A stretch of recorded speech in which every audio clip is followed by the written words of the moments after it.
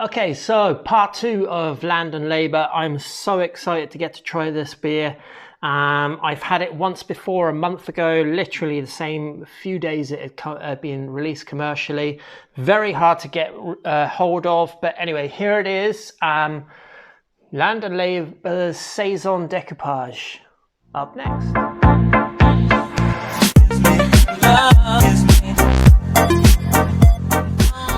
Hey, welcome back to Views and Brews. I am Brendan, and this is Land and Labour's twin release. They also had the Lunar Berry, which I've just finished, which was absolutely fantastic. I'm still thinking about that beer right now.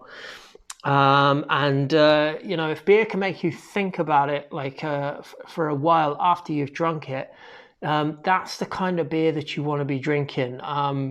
Not bland, the very polar opposite of it.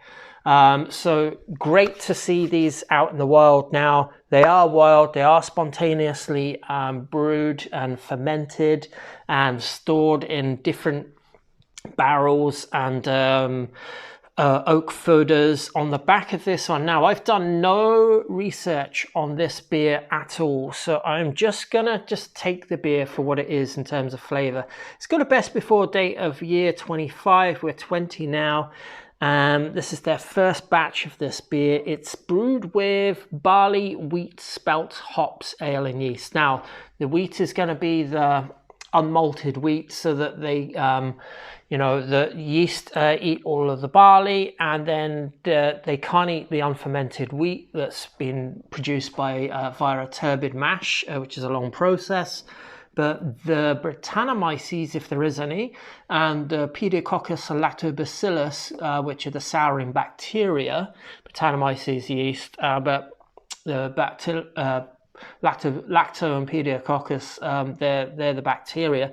They can all break down the unconverted starches into from their long chain carbohydrates into sugars that are fermentable, and they will have slowly done that, I'm sure, in either barrels such as this one that I'm sat over now, or in the oak foeder. I'm not really sure. I'll have a look and see if it tells me any of that on the side of it.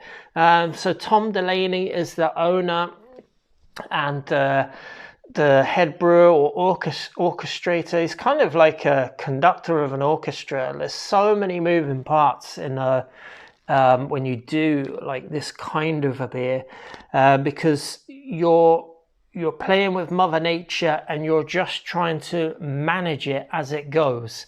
And that's all about timing and, you know, have we got enough of the right microbes in the beer, and has it kicked off well? Is it starting to ferment? And, you know, and then it's, you know, when it's like a conductor. It's just really just when do you do things, you know? And that's all after an incredibly long brew day. So I'm guessing this was made like that, the same way Lunar Berry was. So this is Saison Decoupage. Decoupage, I need to look this up again, but I think that Saison Decoupage is kind of like a technique. It's not like decoupage in the arts and craft world. I think it's where you ferment out a wild spontaneous beer. You put it in some kind of barrel for a length of time, and then you take a portion of that and blend it with a fresh batch of beer, and then you always have, you know, that's kind of Solera. Maybe it's slightly different to that. I'll have to do a bit of looking up on it, but it is about blending different ages of beer together, which is really interesting. So brewed and bottled in Land and Labour, for Land and Labour, Galway Bay Brewery, which are kindly hosting this for Tom. He's also the head brewer of Galway Bay Brewery. Wild Ale, I think he's the head brewer. I'm sure he is still. Wild ale aged in oak barrels. Okay, so just like this barrel, that's where this was aged in. Now, the difference between that and an oak foeder is there will be a lot more surface area to beer ratio. Therefore, the aging process should be shorter. But we'll see if it tells us anything about that. I don't know. Unfiltered, unpasteurized, the lives of the yeast are growing, keep them and brew your own. I might do that. Bottled condition, please pour carefully. Saison decoupage, let's see what it says, is a blend of saisons consisting primarily of a 3-year-old barrel fermented and barrel aged mixed culture saison. Okay, so that tells you a lot. And a small portion of fresh young saison. So it is exactly like, I think that's like Solera, the idea of taking old part of an aged spontaneous beer and mixing it with a younger one. It's very much of the lambic style of brewing, blending beer. Different ages of beer, 1 year with 3 year, and getting the right flavors by aging them. The harmonious blend marries the best elements of both the young beer and the oak aged beer to create a beer that's beautiful, delicate and nuanced. Okay, let's give this a go. There, I can see that is a faint bit cloudy. I've undone this cork and cage. And we are just going to pop this one now. I love their beer glasses, and I think I'm just about to come into the possession of one. Let's see what it does. The Lunaberry kicked off as soon as I opened it up. The Lunaberry was bursting to get out of the bottle. Thicker bottle to avoid any bottle bombs. This one seems to have a bit more of a fizz to it, sparkle. Looks very much in the range of like a golden sour, even though I know it's a blend of different saisons. It has that perfect golden and bright golden coloured, but still faintly hazy. Just have a look at that there. Yeah, last few bubbles have fizzed away, so this one is going to be fairly tart or fairly sour. We will see. There's a lot more esterification on this than the last one. It's a lot less Brett-like or farmyard-like, but instead it has a lot more saison farmyard. If you can separate the two ideas.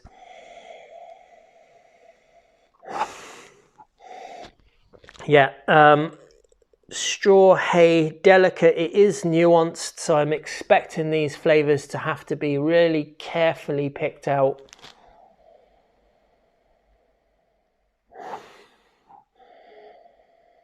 Maybe a bit of white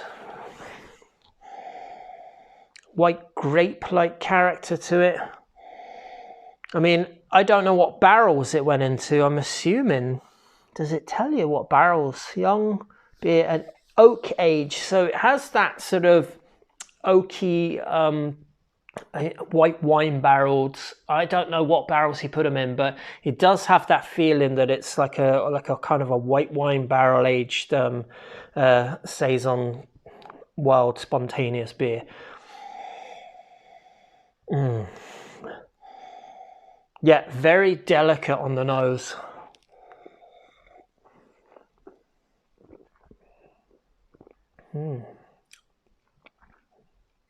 This one has more of a flowery note to it in the same way a cider has, but completely removed from that puckering graininess that cider has, and no sharp tones at all. It is delicate and nuanced. So nothing like a cider, but it has elements that share similarities.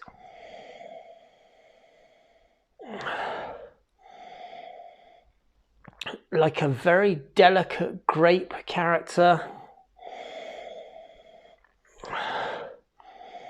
I'm getting like esters that are similar to apples in it, and similar to, you know, very delicate white flesh fruit.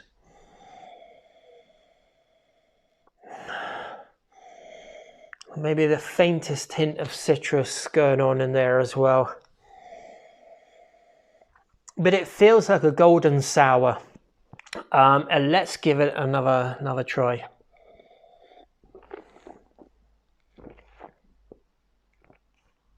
Again, much like the Lunar Berry, there is an acidity level, but it's very restrained. They've used the word nuanced, and that is exactly the right way of explaining this beer, because you have to really carefully try and pick out the ideas. It's nothing like you know, an in-your-face hot bomb where you can see, oh, there's loads of passion fruit here. This one is very delicate and very restrained.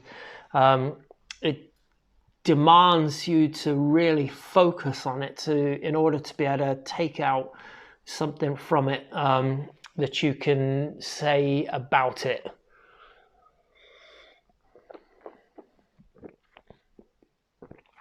Oh, again, like, you've not had beer like this, I promise you.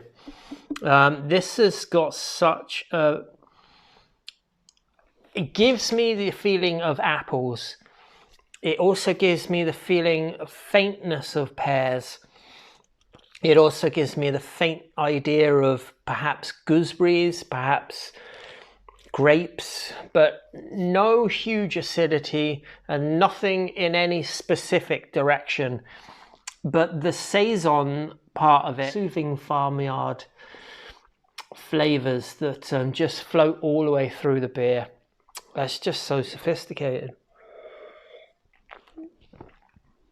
That's what aging for a long time does in barrels. It gives very complex yet married flavors together that, you know, you almost, they take on a life of their own. A perry tastes of pears, and a cider tastes of apples. A beer tastes of barley. But this tastes of something completely different altogether.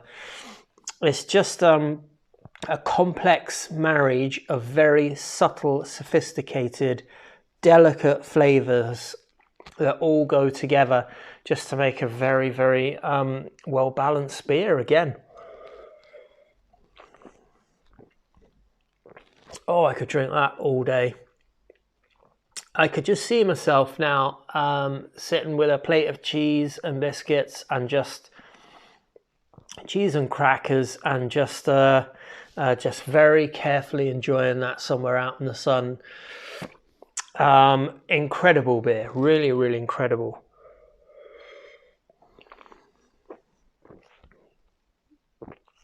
I mean, the days of having to go to Belgium to get these kinds of lambic sort of inspired type beers are fading away fast. Yeah, you can go and see where all of the history is, but that doesn't mean that you can't get it here in Ireland. And you know, along with Wide Street Brewing and a couple of other people are doing it as well. Otterbank, I've got an Otterbank beer to have. I'm not quite sure what it is, but I'm excited about that. That might come up next. But this is just so sophisticated. You've really got to try it yourself. It's highly recommended. There is a funkiness to it.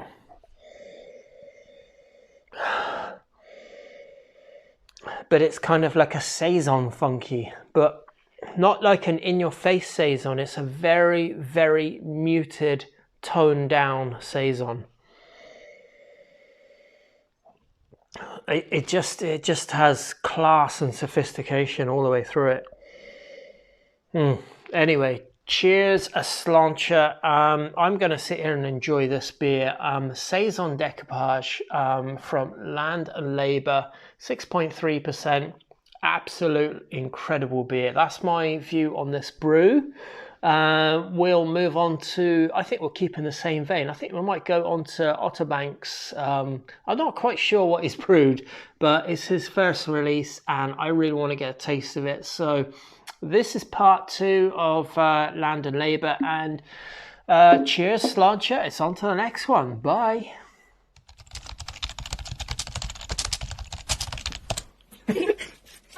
And then